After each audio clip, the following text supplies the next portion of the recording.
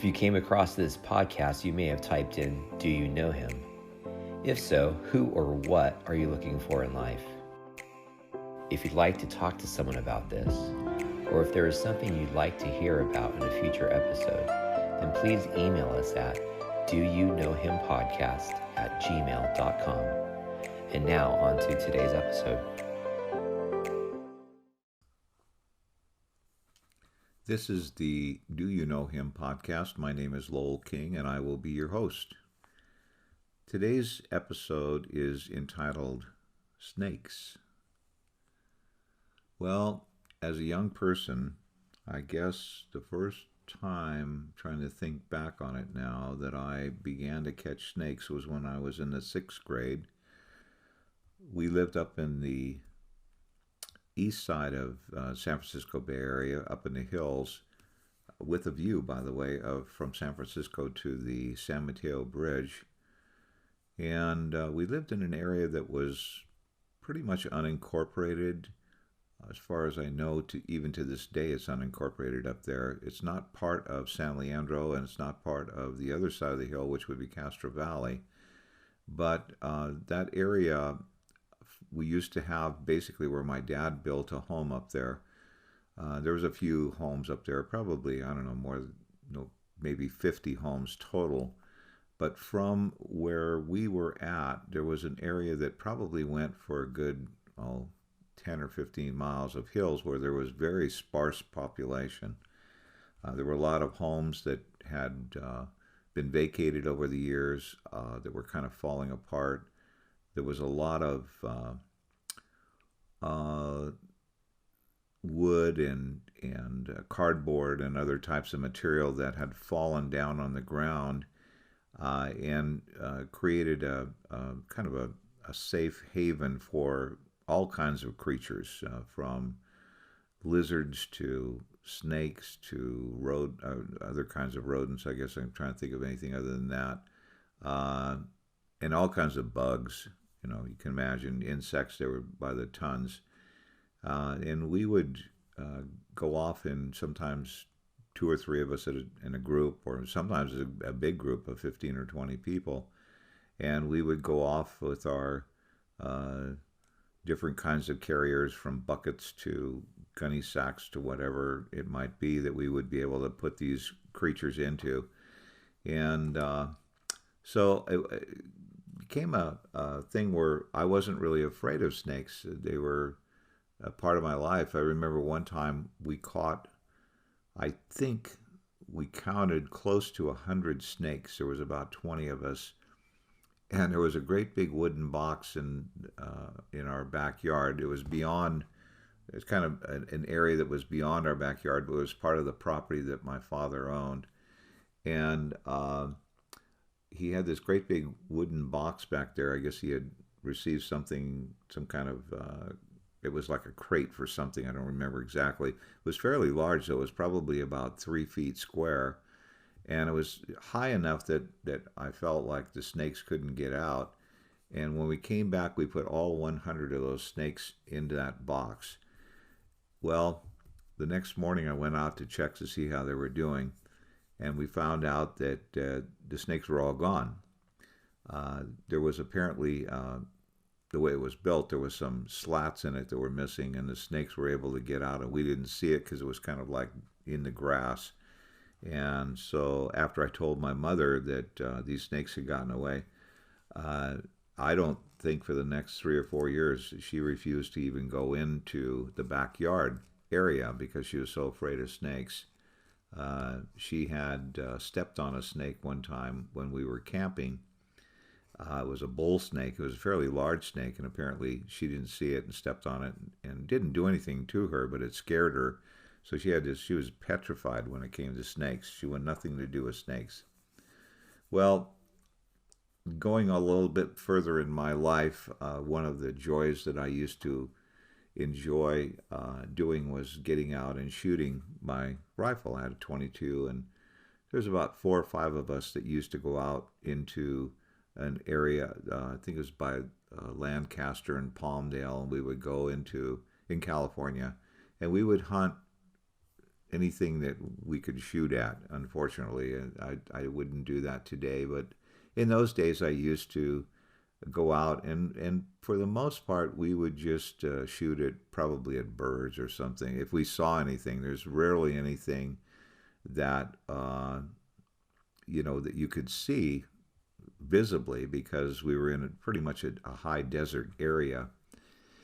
But this one particular day, for some reason, I called a couple of my friends, and they were unable to come and join me to go out and shoot that day. And so I decided, for whatever reason, I decided to do it myself, and I took my little dog with me, and I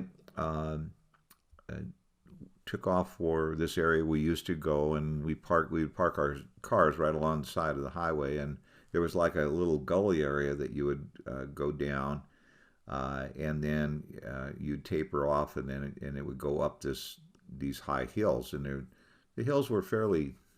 I mean, they were so high when you got to the top, you looked down at the car, it looked like a little toy car. It didn't look like a real car. So we were up fairly high when we would go up there. Well, this particular day I was by myself, and my little dog just loved to go with me no matter where, I went.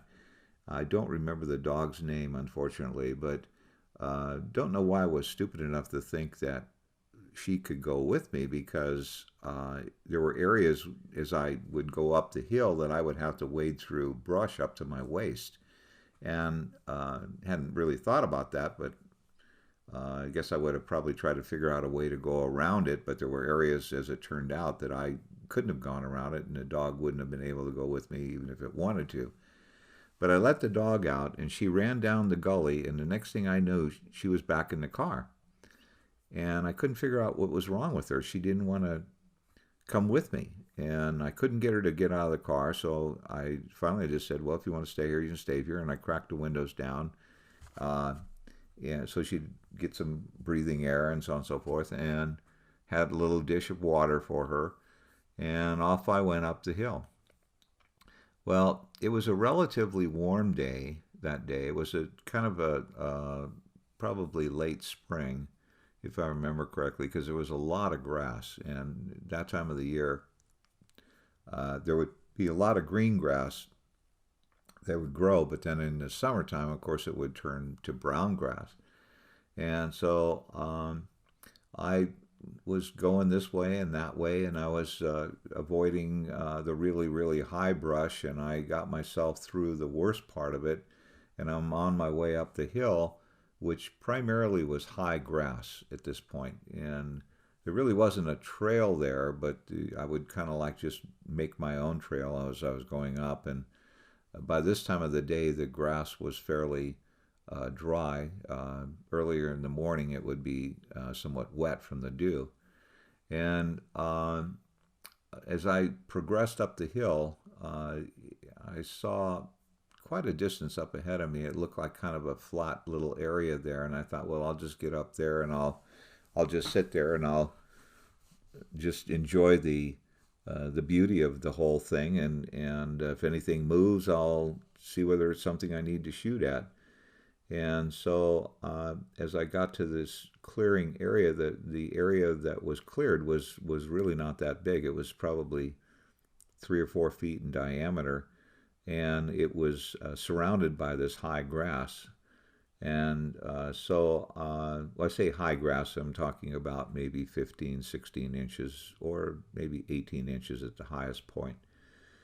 So I sat down, and I just it was so quiet there. Remember, you could hear a little bit of the breeze, but it was not really that windy or anything. It was just such a beautiful day. It was clear skies, nice blue skies, and I was not seeing evidence of anything that was alive, that was moving. It was just looking for ground squirrels or something that would be a target, but there was just nothing out there that I could even see. And I'd been there for about 10 or 15 minutes, I think, just sitting there and just enjoying the day and kind of catching my breath and going up the hill. And all of a sudden, within inches of my left shoulder, I saw the grass moving. And I remember as a young boy that there, I used to watch how the gophers would pull on grass, and they would grab, I guess, the root and then pull the grass down into their hole, and they would eat the grass. And so I was pretty convinced that there was a gopher by my left arm. I mean, so close. And I was sitting there very quietly, so the gopher was not aware of my presence. And so I got up really, really carefully, very slow. And as I stood up, and I leaned over the top with my gun pointed directly where I thought the gopher was at, uh, I looked and I realized that it was two rattlesnakes, and they were mating or something. They were all twisted together, and I'm assuming that they were probably mating. I don't even know how snakes mate, but they were either that or they were awfully good friends, and they were, but they were really kind of coiled together.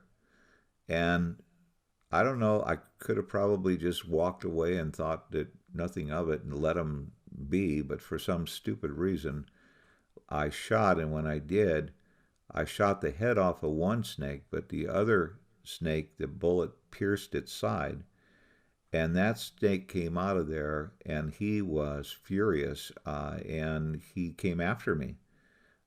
My gun held, I think, 15 or 20 rounds of 22 rounds, and I emptied the gun, shooting the snake, and I finally did kill it. So both snakes were dead, and I was literally shaking when this was all over with, and I sat back down, and I'm looking around and making sure there wasn't any more snakes that were there, and all of a sudden it hit me. The reason the dog didn't come with me was because the dog sensed the presence of the snakes. And I had read a story years ago when I was in elementary school about a story that was in Outdoor Life about this guy that had gone out into the desert. And he found himself on a little plateau, and he was surrounded by rattlesnakes. And all of a sudden, that story hit me just like a ton of bricks. And I thought, oh my gosh, I might be out here all by myself, surrounded by rattlesnakes. Well, I wasn't at that point. But there was something going on here, and I didn't understand it completely. So I decided not to take any more time. I decided I'm going to get down that hill, and I'm going to get back in my car, and I'm not coming out here again by myself, because my dad always used to tell me, you do not go hunting by yourself in case something should happen. There's somebody there that can kind of try to help you. So I mean, if I had been bit by a snake, or if I had fallen and hurt my ankle or broken my leg or something, I'd be stuck out there by myself. The other thing I started thinking about was the timing on my decision to sit down and rest. And I thought, if I'd taken literally one more step, I would have stepped right on top of those snakes. And of course, I would have been bit by both of them, I'm sure. So it was a little overwhelming. So I began to sing. I began to make as much noise as I could. I would take my rifle and go through the brush with it to make noise, thinking that and then I would stop and I would listen to see whether or not there was any rattles from the rattlesnakes. So it took me about 2.5 hours to get down a hill that took me about 15 or 20 minutes to climb. And I was so grateful when I got into my car and I hadn't been bit. But I still, to this day, think about the timing, the thought of if I had taken one more step. And I still, to this day, believe that there was an intervention there of some kind of divine, I call him God, his Son, our Lord Jesus Christ, somebody communicated to me, the Holy Spirit, that that's the place to sit down and be quiet and don't take another step. And if I had not done that, I wouldn't be here today to tell you this story. I hope you enjoyed the story, which is a true story, by the way. This is Lowell King, and I'm asking you the most important question that anyone will ever ask you in your entire life. Do you know him?